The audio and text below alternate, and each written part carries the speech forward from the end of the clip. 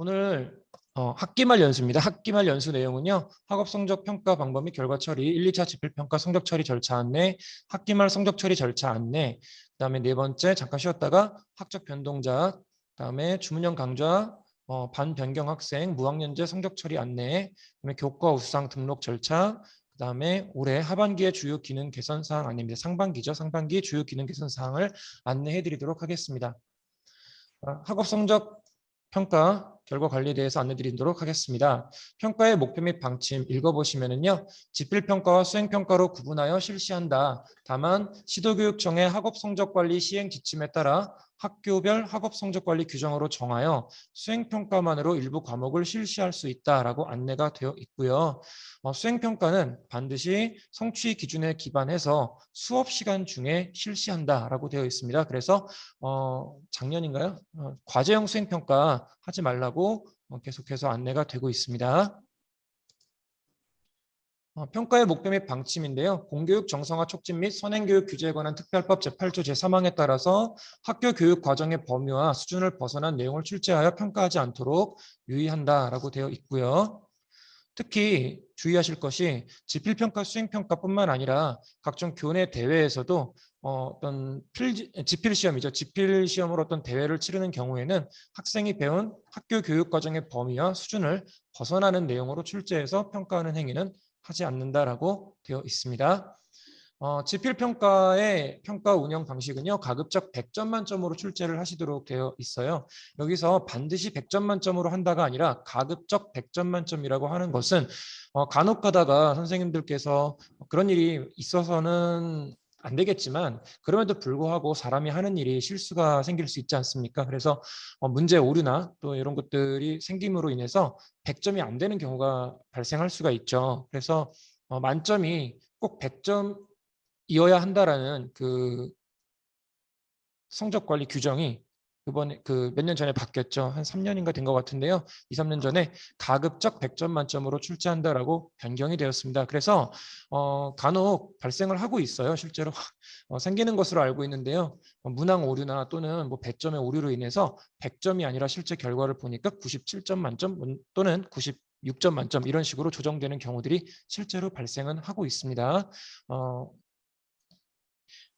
그러나 주의하실 것은요. 학기 중에 전출이나 또는 자퇴 등의 학적 변동자가 생길 수가 있잖아요. 그래서 이 학생들에 대한 그 인정 점수 부여 시 특히 전출 가는 학생에 대해서 점수를 저희가 다 계산해 가지고 1차 지필 평가 점수를 보내줘야 되는데 이때 100점 만점이면은 전입하는 학교에서도 별 문제가 없을 텐데요.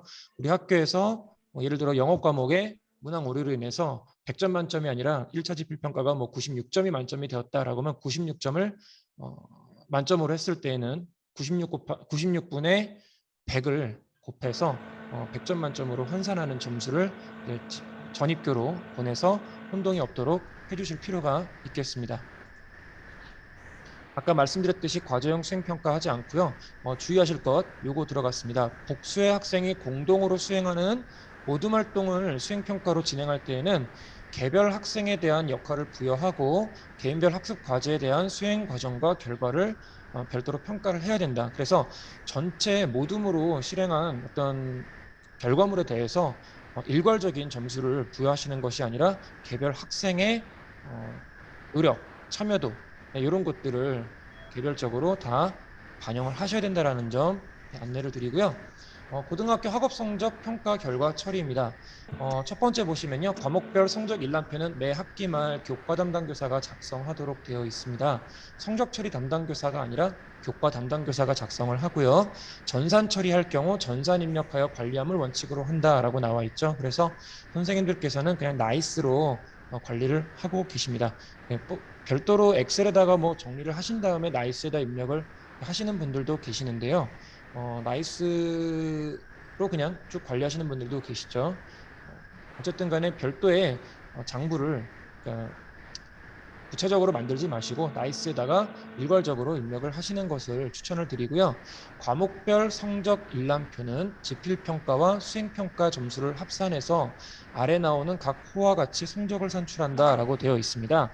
그래서 요양교과의 과목 및 나에서 마호를 제외한 모든 과목은 원점수, 과목 평균, 과목 표준 편차, 그다음에 성취도, 바로 열고 수강자 수, 그리고 석차, 동석차 수, 그리고 석차 등급을 산출합니다. 요거에서 좀 예외적으로 되는 것들은 나에서 마에 해당되는 그 교과 과목들인데요. 진로 선택 과목 있죠? 진로 선택 과목은 원점수, 과목 평균, 죄송합니다. 성취도별 분포 비율을 산출한다라고 되어 있고요. 공통 과목 중에 1학년들이 보통 많이 하는 과학 탐구 실험이 있고요. 그다음에 전문 교과 2, 3가 있습니다. 과학 탐구 실험과 전문 교과 2, 3는 원점수, 과목 평균, 과목 표준 편차, 성취도만 산출하고 이 중 전문 교과 2의 실무 과목은 능력 단위로도 산출을 할 수 있다라고 되어 있어요. 보통 이제 여기 계시는 선생님들께서 거의 다 일반고 또는 특목고 선생님들이 들어오신 건데요. 이 전문교과 2 같은 경우에는 일반고에서 직업계 위탁교육을 가는 학생들이 있잖아요. 예, 직업교육 위탁교육 가는 학생들이 위탁기관에서 성적을 받아왔을 때 이 전문교과 2 성적을 입력을 해주실 필요가 있겠죠. 그래서 요거 또 다시 안내 드리도록 하겠습니다. 그다음에 보통 교과의 체육 예술 교과 저희가 흔히 은미체라고 하는 이 과목들은요. 성취도 ABC로만 산출을 하게 되어 있어요. 그리고 마에서 보셨듯이 학교 간 통합 선택 교과로 이수한 과목, 보통 교과 진로 선택 과목, 체육 예술 교과군의 일반 선택 과목, 교양 교과군의 과목은 제외. 그러니까 우리가 지금 하고 있는 앞에 나왔던 요 설명에 나, 다, 그다음에 라에 나왔던 요 내용들은 제외하고는 학교 간 통합 선택 교과는 원점수, 과목 평균, 표준 편차, 그다음에 성취도를 산출한다라고 안내가 되어 있습니다. 그래서 오늘 여기 보시면은 전반적인 표인데요. 학업 성적 평가 결과의 처리입니다. 그러니까 선생님들께서 이것을 굳이 다 알고 계실 필요는 없으실 것 같고요. 교육 과정을 편성을 할 때 나이스에서 편제 및 시간 등록이 있잖아요. 예, 다시 한번 화면 보여드릴게요. 나이스 화면을 보여드리자면 교육 과정에서 편제 및 시간 배당 기준 관리, 편제 및 시간 배당 관리에서 과목 편제를 제대로 잘 넣으신다면은 이때 자동적으로 나이스에서는 평가를 어떻게 할지에 대한 결과 처리의 방식을 자동으로 지정하게끔 되어 있습니다. 예, 그래서 요거 선생님들께서 좀 유념하시면 되겠고요. 전문교과 1은 특목고에서 배우는 과목들 또는 일반고에서 전문교과 1을 진로 선택 과목으로 가지고 오는 경우죠. 특목고에서 수업하고 계시는 전문교과 1은 5단계 ABCD2로 성취도를 산출하고요. 석차 등급도 산출합니다. 다만 일반고에서 전문교과 1을 진로 선택 과목으로 가지고 왔을 때에는 여기 나와 있는 이 노란색의 성적 처리 방식을 그대로 따라가게끔 되어 있습니다. 그래서 그 점 유의하시면 되고요. 간혹 전문교과 3이 뭐냐라고 물어보시는 경우가 있는데요. 요거 이제 그 특수학급 있잖아요. 특수학교에서 사용되는 별도의 교과 과정이니까 우리 학교에서는 사용하지 않는다라고 보시면 되겠습니다. 그 다음에 보통 교과 및 전문 교과 1 중 수강자 수가 13명 이하인 과목이 있는데요. 요거는 다시 한번 이따 나이스 화면에서 안내를 드리도록 하겠습니다만 요거 학교에서 가운데 점으로 찍을지 아니면은 등급으로 처리하실지 정해지신 대로 입력을 해주시면 되는 거죠. 자, 그 다음에 학교 간 통합 선택 교과 공동교육 과정을 말씀드린 건데요. 공동교육 과정은 교과에 따라서 3단계 또는 5단계로 산출을 한다라고 되어 있고 보통 교과의 진로 선택 과목, 체육 예술 교과군의 일반 선택 과목, 교양 교과의 과목은 제외한다라고 되어 있습니다. 요거는 선생님들께서 성적 처리를 하실 때 이게 어떤 그 교육 과정에서 어떤 구분으로 들어가 있는 건지 정확하게 확인을 한번 해보시고요. 그거에 따라서 제대로 과목 성적 산출이 이루어지는지에 대해서는 확인해 보실 필요는 있습니다. 간혹가다 예전에 한번 그런 것들이 잘못된 적이 실제로 있었거든요. 예, 넘어가겠습니다. 네, 학교의 학업 성적 관리 규정에 해당 과목에 대한 동점자 처리 규정 또는 과목별 분할 점수 산출 방식을 명시한다라고 되어 있습니다. 학교에 따라서 학업 성적 관리 규정에 동점자 처리 규정을 두지 않는 학교들도 있는 것으로 알고는 있습니다. 가급적이면 동점자 처리 규정을 넣어주시는 것이 어, 추후에 성적 그 처리를 마감하고 나서 교과 수상 주실 때 이 동점자 처리 규정을 적용을 해서 이제 등위를 정하게끔 하게 만들어 주시는 것이 좋을 것 같고요. 분할 점수는 거의 사용하시지 않는 것으로 알고는 있지만 분할 점수 산출 시 유의점 요거 활용하셔 가지고요. 예. 임의대로 하시지 말고요. 여기 분할 점수 산출을 위한 프로그램을 이용하셔서 요거에 따라서 진행을 해 주시면 되겠습니다. 여기 보시면요. 전문교과 2, 3는 성취도 5단계로 평정하고 석차 등급 산출하지 않는다라고 되어 있고요. 자, 내려와서 쭉 넘어가겠습니다. 교육과정 편성 운영 지침에 따라서 국가 수준 교육과정의 과목 편제를 변경해서 편성하는 경우에는 편성된 교과군의 평가 방법 및 성적 처리 유형을 준용한다라고 되어 있습니다. 네. 학교별 학업 성적 관리 규정에 동점자 처리 규정을 둘 수 있으며 가급적 동점자를 발생시키지 않도록 유의하고 그럼에도 불구하고 동점자가 발생해서 등급 경계에 있는 경우에는 중간 석차를 적용한 중간 석차 백분율에 의하여 등급을 부여하며 이때 라 목의 4 표의 비율은 중간 석차 백분율로 사용한다라고 되어 있습니다. 자, 여기에 선생님들께서 조금 이제 뭐 익숙하신 분들도 계시겠지만 대부분 다 아실 거예요. 등급이 뭐 1등급은 4% 이하, 2등급은 4에서 11% 이런 식으로 쭉 구분이 되는데요. 요 중간 석차 백분율이라는 것을 계산하는 방법이 올해 학교생활기록부 기재요령 110에서 111쪽에 나와 있어요. 예, 요거를 좀 참고하셔서 보시면 되겠고 이 동점자 처리 규정을 두었음에도 불구하고 동점자가 발생했을 때 어떻게 처리하실 수 있는지는 제가 이후에 다시 한번 설명드리도록 하겠습니다.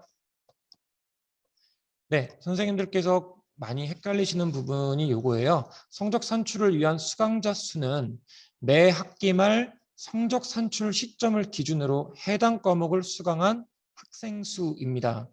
수강할 수나 이수하지 못한 학생 수도 포함한다라고 되어 있는데요. 이게 무슨 얘기냐면 저희가 매 학기 말 성적 산출을 하는 시점이 언제일까요? 학기 말 성적 산출 시점의 기준은 해당 과목의 지필고사 시행일입니다. 예를 들어서 뭐 영어 과목을 오늘 시험을 봤다라고 하면 영어는 오늘까지 해당 과목을 수강한 학생 수입니다. 예를 들어 A라는 학생이 시험 이틀째 날까지 학교를 다니다가 그 다음 날 뭐 자퇴를 하게 됐어요. 또는 뭐 전출을 가게 됐어요. 그러면 이틀째 날까지는 해당 과목을 수강한 학생 수에 포함을 시켜야 되는 거죠. 그래서 이틀째 시험 본 것까지는 그 해당 과목의 수강자가 됩니다. 다만 3일차, 4일차에 시험을 봤던 과목에서는 해당 학생이 수강자로 편성되어서는 안 되겠죠. 그래서 성적 산출하실 때 산출 대상으로 포함시키지 않는다는 거 유의하시면 되겠고요. 그 다음에 특목고나 또는 이제 그 특성화고의 얘기가 될 수 있는데 마이스터고도 좀 있고요. 교육감 승인을 얻어서 학과별로 학생을 선발하는 학교는 교육과정의 특성에 따라 시도교육청 학업성적관리 시행 지침에 따라 학교별 학업성적관리 규정으로 학과별 수강자를 정할 수 있다라고 되어 있습니다. 이거 참고하시면 될 것 같고요. 자, 동일한 교과 교육과정 2015 개정교육과정 내에서 동일한 교과 동일한 과목이고 동일한 단위 또는 동일한 학점수 또 수강 시기가 뭐 1학기로 동일할 경우에는 수강한 학생 모두를 수강자 수로 산출을 한다라고 되어 있어요. 이게 이제 무학년제를 이야기하는 건데요. 무학년제로 운영하시는 학교들 아마 선생님들께서 무학년제 이렇게 하는 거야라고 해가지고 아마 학교에서 이미 해오신 그런 방법들이 있으실 거예요. 그거 그대로 적용을 하시면 되는 건데요. 달라지는 건 없습니다.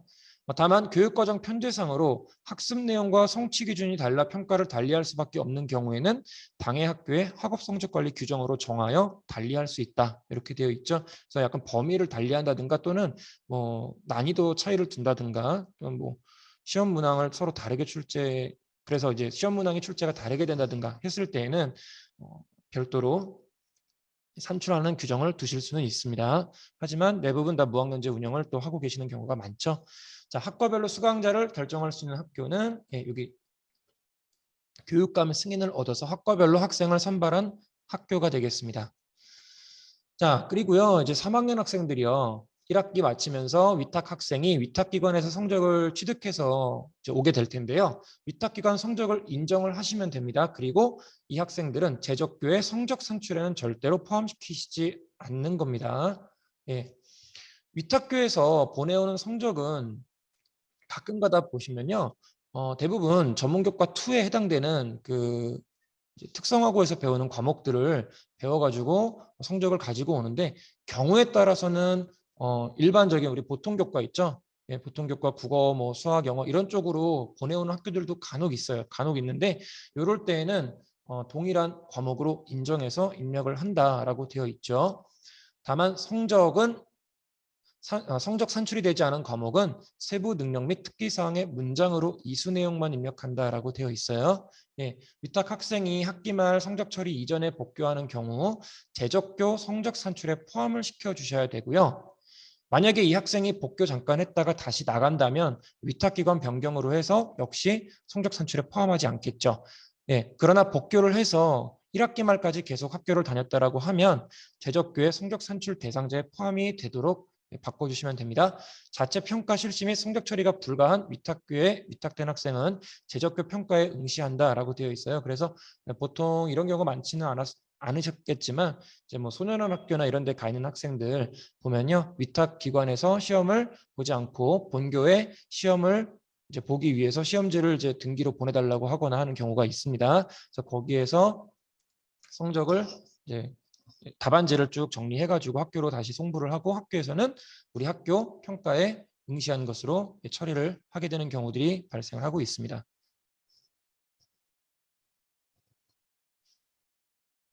네, 직업과정 위탁생의 위탁교과와 특성화고 및 특수목적 고등학교의 개인별 평가가 곤란한 전문, 전공, 실기실습 교과는 원점수, 과목 평균 등을 기록할 수 있고 성취도 또는 이수 여부를 기록한다라고 안내가 되어 있어요. 네, 다음 보겠습니다. 자, 위탁 학생의 성적은 교육정보 시스템의 학적, 위탁, 현장 실습 학생 관리 메뉴에서 위탁 학생 성적 관리에서 입력을 하게끔 되어 있습니다. 자, 단 아래의 경우에 해당하여 성취도를 산출하지 않는 경우에는 P, 패스죠. 이수로 처리하시면 되고요. 성취도를 산출하지 않는 경우입니다. 네, 요거는 뭐 여기 나와 있는 이런 경우들에 해당이 되는데 대부분 다 성취도를 산출해서 보내주는 것으로 생각해 주시면 될 것 같습니다. 자, 직업과정 이수하고자 하는 학생이 타 학교에 개설된 과목을 이수하는 경우 이렇게 되어 있는데요.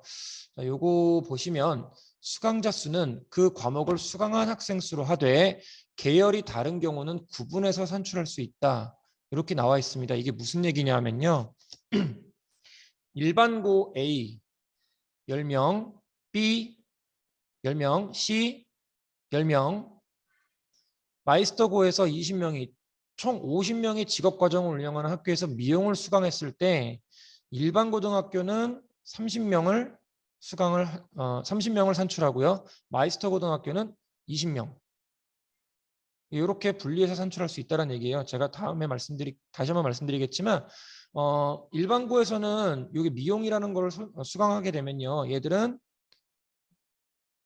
전문교과 2를 배우는 거죠. 얘들은 마이스터고에서는 전문교과 2를 배우는데 얘들은 이거를 진로로 이제 과목을 성적 산출하시게 되고 마이스터고에서는 본인들이 배우는 전문교과 2의 과목으로 A, B, C, D, E 산출을 할 수 있다는 겁니다. 이건 추후에 다시 한번 안내 드리도록 하겠습니다. 자, 여기 보시면요. 과목별로 동점자 발생하는 경우에는 동점자 모두에게 해당 순위의 최상위 석차를 부여한다. 그래서 1, 2, 3, 4, 5, 6 했는데 6등짜리가 뭐 예를 들어서 4명이 나와버렸다라고 하면 1, 2, 3, 4, 5, 6, 6, 6, 6, 그 다음에 7로 가는 게 아니라 10등으로 간다는 얘기죠. 그래서 동점자 수를 가로 안에 병기하게끔 되어 있고요. 네, 요거는 넘어가겠습니다. 네, 현장 실습 넘어갈게요. 자, 요거 한번 보여드릴게요. 학교 간 통합 선택 교과, 공동교육 과정을 시행하셨을 때 성적 처리 방식인데요. 거점 학교에서 공동교육과정 과목 개설 시에 해당 과목을 수강한 학생 수 모두를 수강자로 하여 성적을 산출한다. 일반고, 특목고 같이 할 수 있죠. 특목고, 특목고만 할 수도 있고요. 일반고, 특성화고가 같이 공동교육과정 할 수도 있고 특성화고끼리만 같이 할 수도 있습니다. 자, 이럴 때 모두 다 포함한다는 얘기인데요. 일반고와 특목고 또는 특성화고 간 전문교과 과목을 공동교육 과정으로 수강하는 경우에는 보통 교과 중 진로 선택 과목으로 편성을 하고 진로 선택 과목의 성적 산출 방식에 따라서 처리한다라고 되어 있죠. 요 뒤에 표가 하나 나올 거니까요. 그거로 한번 참고해 보시면 좋을 것 같아요.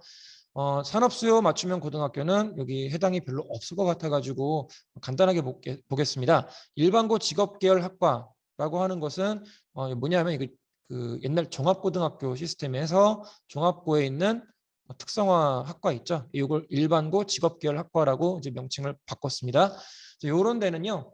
전문교과 2 과목을 공동교육 과정으로 운영하는 경우에는 전문교과 2 과목으로 편성을 하고 전문교과 2 과목의 성적 산출 방식에 따라 처리한다라고 되어 있어요. 자, 무슨 얘기냐 하면요. 자, 여기 보실게요. 자, 본교, 거점학교 학생과 타교 학생이 공동교육 과정으로 묶여 있습니다. 네. 이거 죄송합니다. 학교 간 통합 선택 교과의 성적 처리 방식 잘못 봤네요, 제가. 자, 개설학교가 일반고예요. 우리 학교가 일반고인데 일반고에서 전문교과 1, 2 또는 고시의 과목을 운영하는 경우를 이제 설명을 드릴게요. 요거 진로 선택 과목으로 편성을 해서 처리를 하죠. 네.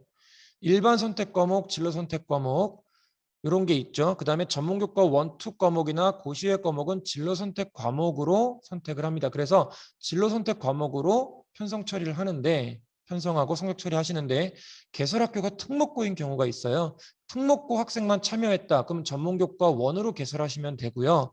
고시의 과목은 진로 선택 과목 또는 전문교과 1입니다. 자, 그런데 자, 이게 뭐냐면 특목고 학생만 참여했을 때는 전문교과 1으로 개설을 하시고 성적 처리도 전문교과 1으로 하시면 된다라는 거고요. 여기에 일반고 학생들이 같이 참여를 했다라고 했을 때에는 진로 선택 과목으로 학생들을 별도 성적 처리해달라는 얘기입니다. 자, 개설학교가 특성화고일 경우에요. 자, 특성화고에서 전문교과 2를 운영을 하셨다라고 하면 A, B, C, D, E 성취도만 산출하시면 되겠죠. 그러나 일반고 학생들도 여기에 참여했다라고 하면 이거 진로 선택 과목으로 성적 처리를 해주셔야 된다는 겁니다. 예, 전문교과 특목고 애들만 들어왔으면 전문교과 1으로 하시고 일반고 학생도 참여했다라고 하면은 그냥 진로 선택 과목으로 잡으시고 성적 처리도 그렇게 해주시면 된다는 거고요.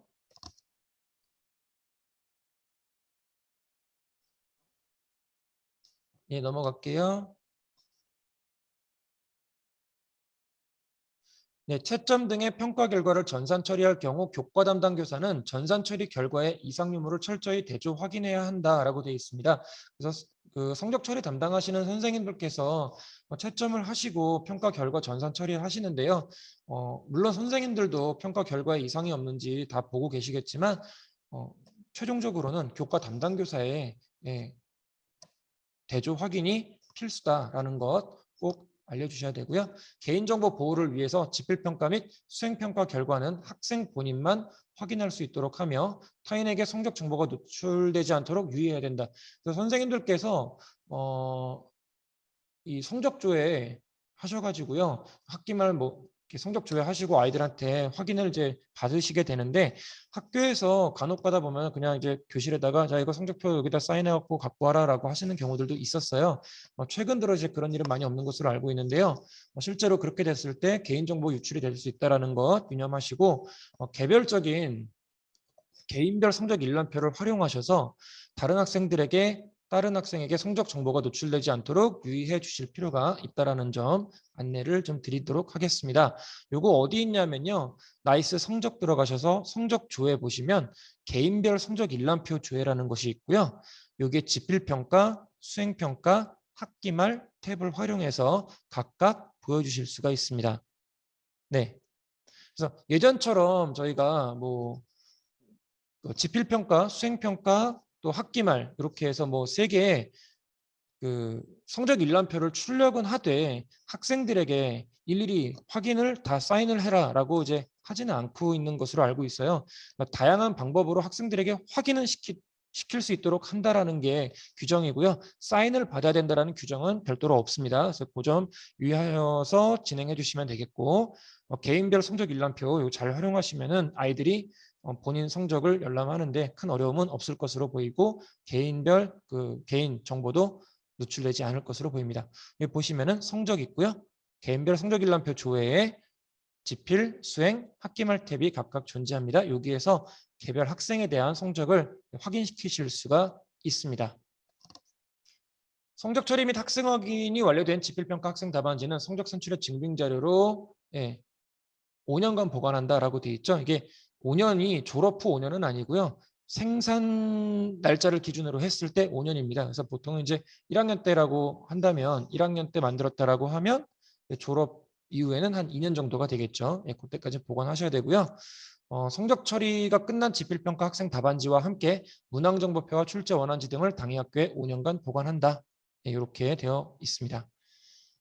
다음에 수행평가의 결과물은요. 학업성적관리위원회의 심의를 거쳐서 보관기관을 결정하고 시행한다라고 되어 있는데요.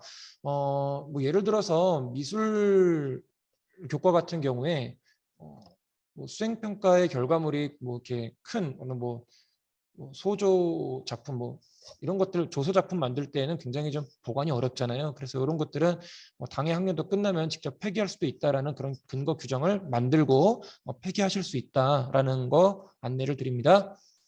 자, 성적 처리가 끝난 후에 수행평가의 중요한 자료는 성적 산출의 증빙 자료로 졸업 후 1년 이상 당해 학교에 보관하며 라고 안내가 되는데요. 수행평가의 중요한 자료라 함은 학생들의 이의 신청, 접수, 그리고 처리와 확인 과정 등 적절한 조치가 완료된 후에 작성된 성적 기록 자료입니다. 그래서 수행평가 성적 일람표 요거죠. 요거를 이제 1년 이상, 졸업 후 1년 이상 학교에 보관하도록 이렇게 안내가 되어 있으니까 이 규정대로 시행하시면 되겠습니다. 네, 그다음에 교과목별 지필평가 및 수행평가에 참여하지 못하는 학생이 있죠. 결시생이 생길 수 있는데 이 성적 처리가 결시 이전 이후 성적 또는 기타 성적의 일정 비율을 환산하는 성적, 이 인정점입니다. 요거를 부여하실 수 있대 인정 사유 및 인정점의 비율 등은 시도교육청의 학업성적관리 시행 지침에 따라서 당해 학교의 학업성적관리 규정으로 정한다. 즉 학교에서 학업성적관리 규정으로 정하실 수는 있으시되 다만 우리 경기도교육청의 학업성적관리 시행 지침을 벗어나면 안 된다라는 내용이고요. 자, 모든 평가가 완료되기 이전에 전출, 휴학 등의 학적 변동이 생기는 학생이 그 전에 취득한 성적이 있을 경우에는 이 학생의 재취학이나 또는 전입학, 편입학을 고려해서 그 성적을 전산으로 입력하거나 별도 보관하여야 된다라는 얘기가 있습니다. 자, 이게 무슨 얘기냐면요. 얘가 학기말 성적 산출 기준, 즉 2차 지필 평가가 끝나기 이전에 전출이나 휴학, 면제, 자퇴를 했어요. 그러면 이 학생이 자퇴를 했다 또는 휴학을 했다고 하더라도 내년에 다시 돌아올 수도 있고 또는 다시 금방 돌아올 수도 있죠. 그래서 그 전에 취득했던 뭐 지필평가나 수행평가 성적이 있다고 한다면 그 성적을 가급적이면은 보관해달라는 얘기입니다. 물론 여기에서 좀 혼동이 오실 수 있는 게 그러면 얘들의 그 취득한 성적을 나이스에 기록해서 보관하라는 얘기냐 또는 뭐 성적 산출의 대상자로 삼아야 된다는 얘기냐라고 혼동하실 수가 있겠지만 그 얘기는 아니고요. 학적 변동 특기사항이나 이런 데 비고란에다가 성적을 별도 입력해가지고 보관하시거나 또는 내부 기한으로 이 학생의 성적이 이러이러했다라는 것을 학교 규정에 따라서 만들어가지고 보관을 해 주십사 부탁을 드리는 것입니다. 네, 이렇게 하셔야 되고요. 자, 다음에 요거 한번 쭉 보시면은요. 복학 및 재전 편입한 학생의 성적 일부가 중복되는 경우에는 복학 및 재전 편입학 이후에 취득한 성적으로 한다라고 되어 있습니다. 그래서 요거 원칙대로 요거 따라가 주시면 될 것 같고요. 수행평가의 경우에는 이런 학생들이 실제로 이제 학교에 다시 돌아왔을 때 성적 처리 어떻게 할 것인지에 대한 내용이 평가 계획에 포함되어 있어야 하고요. 다음에 학생이 지필평가 이후에 전출 휴학 등의 어떤 학적 변동이 일어날 때에는 평가 기간 동안 미인정 결시로 인한 인정점은 당해 지필평가를 기준으로 산출해서 입력한다. 즉 보통 뭐 전출이나 뭐 자퇴나 휴학을 하기 이전에 시험을 보러 오지 않는 경우들이 있잖아요. 예, 뭐 질병 결시나 이런 것들은 해당이 없는데 미인정 결시로 인한 경우는 해당 인정점을 지필평가 기준으로 산출해서 입력을 하신다라고 되어 있어요. 자, 무슨 얘기냐면 보통 자, 2차 지필평가에 얘가 다 미인정 결시를 했어요. 그러면 인정점을 산출을 하셔야 되는데 미인정 하면요. 보통 2차 지필평가 최하점 기준 마이너스 1점으로 이렇게 부여를 하잖아요. 그렇게 부여하시면 된다라는 얘기가 여기 설명되어 있는 것이다 보시면 되겠고요. 자, 이 코로나19 관련 1학기 2차 지필평가 운영 가이드라인이 내려왔습니다. 요거 유념해서 평가 진행하시면 되겠고요. 아마 연구부에서 부장님들께서 다 계획 세워 놓으셨을 거예요. 자, 다음 볼게요. 산출 기준일입니다. 산출 기준일은 교과별 평가 계획상 최종 시험일입니다. 기말고사 2차 지필평가의 해당 과목 최종 시험일이다라고 보시면 되겠고요. 명예 졸업 학생은 퇴학, 자퇴, 재적, 휴학 학생에 준하여 성적을 산출한다라고 되어 있습니다. 과목별 결시생의 인정점 부여는 당해 학교의 학업 성적 관리 규정에 따라서 산출하시면 되고요. 인정점 부여 시에 교육정보 시스템에 기준고사 / 영역의 기준 점수와 평균 점수 비율에서 사용하는 평균은 당해 지필고사에 응시한 학생 수를 기준으로 산출을 한데 응시 학생의 학적 변동으로 인하여 변경되지 아니한다라고 되어 있습니다. 이게 무슨 얘기냐면 마지막에 이게 뭐냐면요. 전입생을 반영하지 않는다는 얘기입니다. 전입생이 들어왔을 때 전입생의 성적을 여기다가 반영해서 산출하지는 않는다라고 보시면 되겠습니다.